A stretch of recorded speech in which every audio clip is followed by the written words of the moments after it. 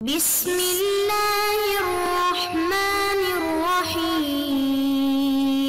السلام علیکم ورحمۃ اللہ وبرکاتہ۔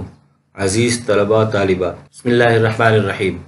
تقابل ادیان و مذاہب کا سبق نمبر 59 آج ہم پڑھ رہے ہیں۔ اس سبق کا عنوان ہے حضرت ابراہیم علیہ السلام کی سوانح۔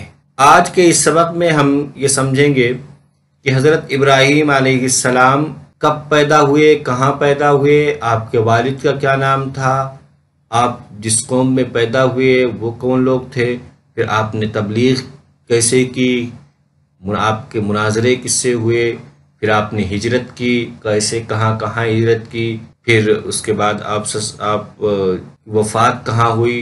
غرض کہ ابراہیم علیہ السلام کی زندگی سے متعلق آج کے اس سبق میں پڑھیں گے۔ حضرت ابراہیم علیہ السلام وہ عظیم نبی ہیں جن کا ذکر قرآن مجید میں تقریباً 70 مرتبہ آیا ہے۔ آپ کو اس لحاظ سے بھی اہمیت حاصل ہے کہ دنیا کے 3 بڑے مذاہب کے پیروکار مسلمان، یہودی اور عیسائی بالاتفاق آپ کو جد امجد اور ابو الانبیاء مانتے ہیں۔ حضرت ابراہیم علیہ السلام قدیم بابل کے شہر ار میں تقریباً 1800 قبل مسیح میں پیدا ہوئے۔ اس پوری عبارت میں سب سے پہلے تو یہ بتایا گیا کہ قرآن کریم میں تقریباً 70 مرتبہ حضرت ابراہیم علیہ السلام کا ذکر کیا گیا، اور آپ کی اہمیت، آپ کی عظمت اور آپ کی فضیلت و بزرگی کی دلیل، سب سے بڑی دلیل یہ ہے اور خلیل اللہ ہونے کی، کہ آپ کو 3 بڑے مذاہب یہودی، عیسائی اور اسلام کا جد امجد اور آپ کو ابو الانبیاء مانا جاتا ہے۔ قرآن کریم میں بھی آپ کو کے بارے میں کہا گیا کہ ہم نے آپ کی نسل میں کتابیں، آسمانی کتابیں اور انبیاء کا سلسلہ شروع کیا۔ نسب نامہ، حضرت ابراہیم علیہ السلام کا نسب نامہ تورات میں یوں مذکور ہے: ابراہیم بن تارح بن نامور بن سروج بن رعو بن فالح بن عابر بن صالح بن ارفشاد بن سام بن نوح۔ تورات کے مطابق حضرت ابراہیم علیہ السلام کے والد کا نام تارح ہے، لیکن قرآن کریم میں آزر بتایا گیا۔ آزر اور تارح کی تعیین سے متعلق محققین و مورخین کے 5 نظریات بیان کیے جاتے ہیں۔ حضرت ابراہیم علیہ السلام کے والد کا نام تارح ہے، قرآن کریم میں آزر کا لفظ ذکر کیا گیا ہے کہ ابراہیم علیہ السلام کے والد کا نام آزر ہے۔ اب آزر اور تارح کی تعیین کی، آزر نام ہے یا تارا نام تھا والد کا، یا دونوں نام صفاتی، اور اس میں یہ کل 5 نظریات اس سے متعلق ہیں۔ ان نظریات کو ہم پڑھتے ہیں۔ اس سے پہلا نظریہ یہ ہے کہ یہ دونوں ایک ہی شخص کے نام ہیں۔ تارا علم اسمی ہے اور آزر علم وصفی ہے۔ دوسرا نظریہ، تارا اس بت کا نام ہے جس کی آزر پرستش کرتے تھے، یعنی ان کا نام تو آزر تھا لیکن جس بت کی پرستش کرتے تھے اس کا نام تارا۔ تیسرا نظریہ یہ کہ حضرت ابراہیم علیہ السلام کے والد کا نام آزر تھا اور چچا کا نام تارا۔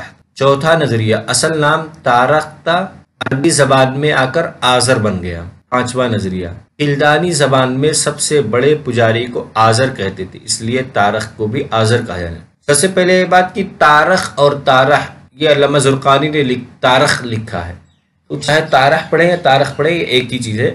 البتہ اختلاف جو 5 نظریات وہ اس کی تعیین میں ہے کہ آزر اور تارخ میں سے۔ پہلے نظریے کے مطابق یہ ہے کہ یہ دونوں ایک ہی شخص کے نام ہیں، یہ دو شخصیات نہیں ہیں۔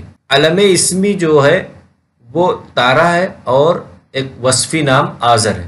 دوسرا نظریہ یہ ہے کہ آزر تو ان کے والد کا نام تھا ابراہیم علیہ السلام کی، لیکن آزر جس بت کی پوجا کرتے تھے اس کا نام تارخ تھا، یعنی ان کو اس بت کی طرف بھی نسبت کر دی جاتی تھی، ان کے آزر کی نسبت تارخ کی طرف بھی کر دی جاتی تھی۔ اور تیسرا نظریہ یہ ہے کہ نہیں، یہ 2 شخصیات الگ الگ ہیں، تارخ الگ ہے، ایک شخص ہے، اور آزر ایک الگ شخص ہے۔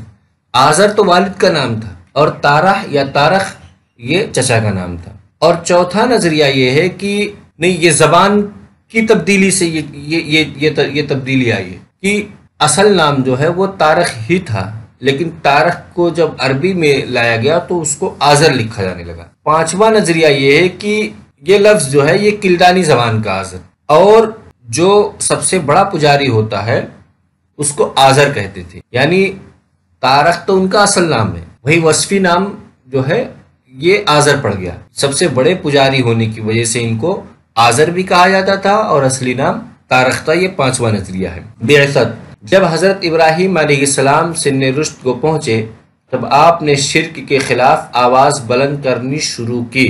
قرآن کریم میں ہے، یقیناً ہم نے ابراہیم کو پہلے سے ہی رشد و ہدایت دی تھی اور ہم اس کو خوب جانتے تھے جب اس نے اپنی قوم اور اپنے بزرگ سے کہا، یہ مجسمے کیا ہیں جن کی تعظیم میں تم لگے ہوئے ہو؟ انہوں نے کہا، ہم اپنے بڑوں کو ان کی عبادت کرتے ہوئے پایا ہے۔ ابراہیم علیہ السلام نے کہا، تم اور تمہارے بڑے کھلی گمراہی میں تھے۔ انہوں نے کہا، کیا تو ہمارے پاس حق لایا ہے یا تو مذاق کرنے والوں میں سے ہے؟ ابراہیم علیہ السلام نے کہا، بلکہ تمہارا رب آسمانوں اور زمین کا رب ہے، اس نے انہیں پیدا کیا اور میں اس پر گواہی دینے والوں میں سے ہوں۔ یہ قرآن کریم کی آیت سورہ انبیاء کی آیت 51 سے 55 آیت تک کے ترجمہ ہے کہ اس آیت میں یہ بتایا گیا کہ حضرت ابراہیم علیہ السلام جب سن رشد کو پہنچی، یعنی آپ کو نبوت ملی، تو آپ نے اپنی قوم سے مکالمہ کیا، یعنی ان کے بتوں کے بارے میں کہا کہ ان بتوں کی کیوں پوجا کرتے ہو، یہ کیا ہے جس میں تم یہ؟ تو انہوں نے کہا کہ ان کی قوم نے کہا کہ ہم نے اپنے بڑوں کو یہی کرتے ہوئے دیکھ پایا۔ ابراہیم السلام نے کہا کہ تم اور تمہارے بڑے کھلی گمراہی میں، یعنی ان کی بات کر کے تم گمراہی میں پڑے ہوئے ہو۔ تو اس پر جب انہوں نے گمراہی کا لفظ سنا تو اس پر وہ تھوڑے ناراض سے ہوئے اور انہوں نے کہا کہ یا تو تم مذاق کر رہے ہو یا تو تمہارے پاس کوئی حق ہے، اگر تم حق ہے تو لے کے آؤ۔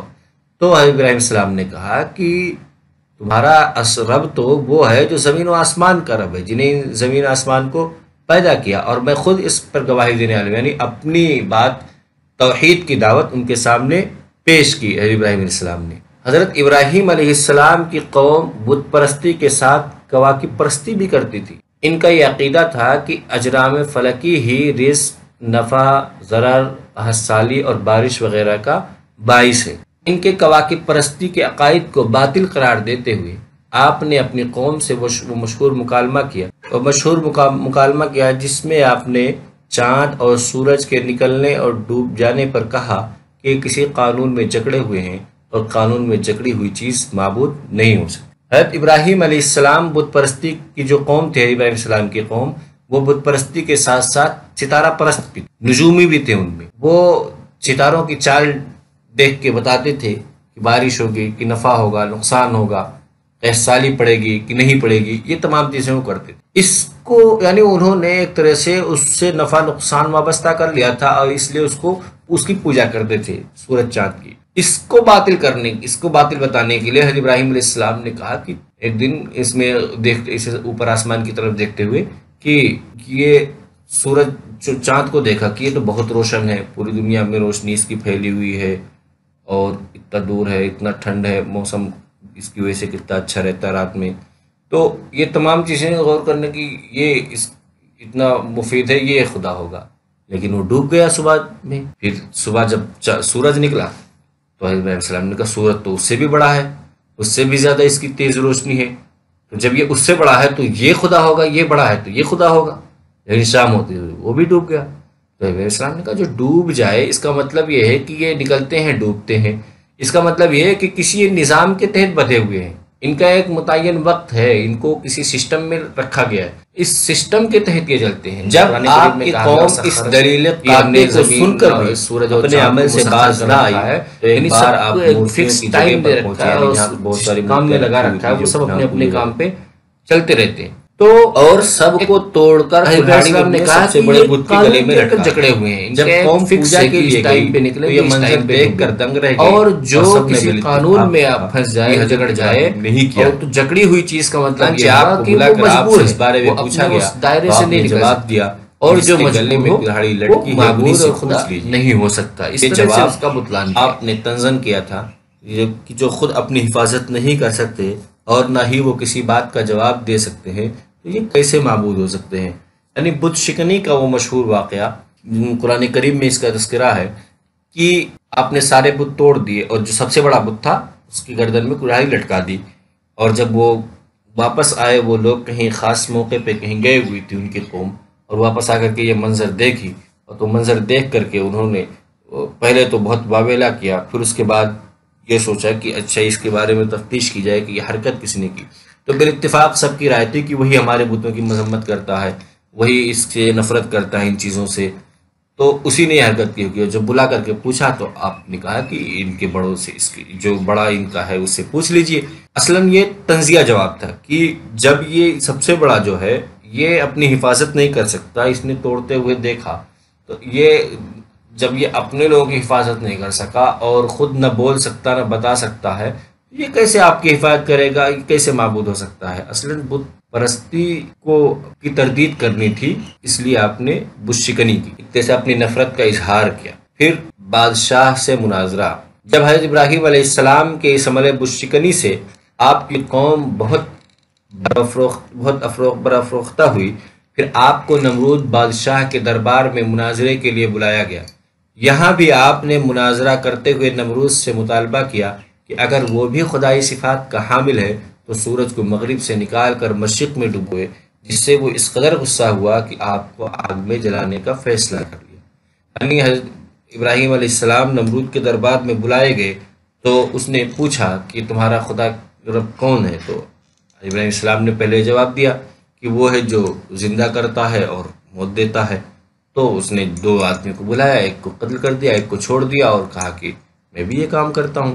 حضرت ابراہیم علیہ السلام نے پھر کہا کہ ہمارا خدا تو وہ ہے جو سورج کو مشرق سے نکالتا اور مغرب میں ڈبو دیتا ہے۔ اگر تم بھی خدائی صفات کا دعویٰ کرتے ہو تو تم اس کا الٹا کر دو کہ سورج مغرب سے نکالو مشرق میں ڈبو دو۔ تو اس پہ وہ ایک دم قرآن کریم کی آیت ہے فَبُہِتَ الَّذِي کفر، وہ حیران و پریشان ہو گیا، تو کوئی جواب نہ دے سکا، اور غصے میں اس نے آگ میں جلانے کا فیصلہ کر لیا۔ آگ میں آپ کو ڈالا گیا، اور پھر آگ وہ آپ کے لیے ٹھنڈی ہو گئی، آپ کے لیے اس آگ سے آپ کو کوئی تکلیف نہیں پہنچی، آپ آگ سے صحیح سالم کامیاب نکل آئے۔ اس کے بعد حکم خداوندی کے مطابق آپ بابل کے اس شہر اور سے ہجرت کر گئے۔ اللہ تعالیٰ کے فرمان کے تحت ابراہیم علیہ السلام اپنی بیوی سارہ کو ساتھ لے کر فرات کے غربی کنارے کے قریب ایک بستی میں چلے گئے جو کلدانی کے نام سے مشہور ہے۔ یہاں حضرت لوط علیہ السلام رہتے تھے۔ حضرت ابراہیم علیہ السلام کچھ عرصہ یہاں قیام کرنے کے بعد حران کی جانب چلے گئے اور وہاں توحید کا پیغام پھیلاتے رہے۔ اسی طرح تبلیغ کرتے کرتے آپ فلسطین پہنچ گئے۔ آپ نے فلسطین کے غربی اطراف میں سکون اختیار کی، یہاں کچھ عرصہ قیام کر کے نابلس چلے گئے۔ آتے رہے، کچھ عرصہ ایک جگہ، کچھ عرصہ ایک جگہ، کچھ عرصہ ایک جگہ۔ نابلس سے آپ مصر پہنچے۔ اس وقت مصر میں قوم عمالقہ کا رقیوم نامی بادشاہ حکمراں تھا۔ شاہان عمالقہ عیاشی اور بدکاری میں اس حد تک گر چکے تھے کہ رعایا کی شوہردار حسین بیوی کو ان کے خاوند سے چھین کر اپنے حرم میں داخل کر لیتے تھے۔ بی بی سارہ کو بھی بادشاہ نے اپنے لیے پسند کر لیا، لیکن خدا تعالیٰ نے رات کو خواب میں بتا دیا کہ وہ برگزیدہ نبی کی بیوی ہے، چنانچہ وہ اپنے ناپاک ارادے سے باز رہا۔ حضرت ابراہیم علیہ السلام کی قدر و منزلت اور رضا جوئی کے لیے ایک صاحبزادی حضرت ہاجرہ کو بھی ساتھ کر دیا۔ اولاد سے محروم ہونے کی وجہ سے حضرت سارہ نے کہا کہ آپ حضرت ہاجرہ سے شادی کر لیں۔ آپ نے حضرت ہاجرہ سے شادی کر لی۔ پھر حضرت سارہ سے حضرت اسحاق اور حضرت ہاجرہ سے اسماعیل علیہ السلام پیدا ہوئے۔ یعنی حضرت سارہ اور حضرت سارہ نے جب اجازت دے دی شادی کی تو ابراہیم السلام نے حضرت ہاجرہ سے شادی کی اور ان کو لا کر کے خداوندی کے مطابق مکے میں آباد کر دیا۔ 175 سال کی عمر میں حضرت ابراہیم علیہ السلام کی وفات ہوئی۔ آپ کو حبرون میں مکفیلہ کے غار میں دفن کیا گیا۔ اب اس مقام کو، جہاں آپ کو دفن کیا گیا تھا، اس مقام کو خلیل کہتے ہیں، جو بیت المقدس کے قریب واقع ہے۔ اس سبق کا خلاصہ یہ ہے کہ اس سبق میں سب سے پہلے ہم نے حضرت ابراہیم علیہ السلام کے بارے میں پڑھا کہ ان کی اہمیت کیا ہے، قرآن کریم میں اس کا تذکرہ کیا ہے، کب پیدا ہوئے۔ پھر ان کے نسب نامے سے متعلق پڑھا، ان کی نسب میں ان کے والد سے متعلق زیادہ تفصیل سے پڑھا کہ وہ 5 نظریات ان کے نام کی تعین میں۔ پھر بعثت، آپ کی پیغمبری کے دور کو پڑھا۔ پھر بادشاہ سے آپ کا جو مناظرہ ہوا جس میں اس کے بعد آپ کو آگ میں ڈالا گیا، اس کی تفصیل پڑھی۔ پھر وہاں اس کے بعد آپ نے جو ہجرت کی، ہجرت سے متعلق واقعات، آخر میں آپ کی وفات کب کتنے سال میں ہوئی، کہاں آپ کو دفن کیا گیا، اس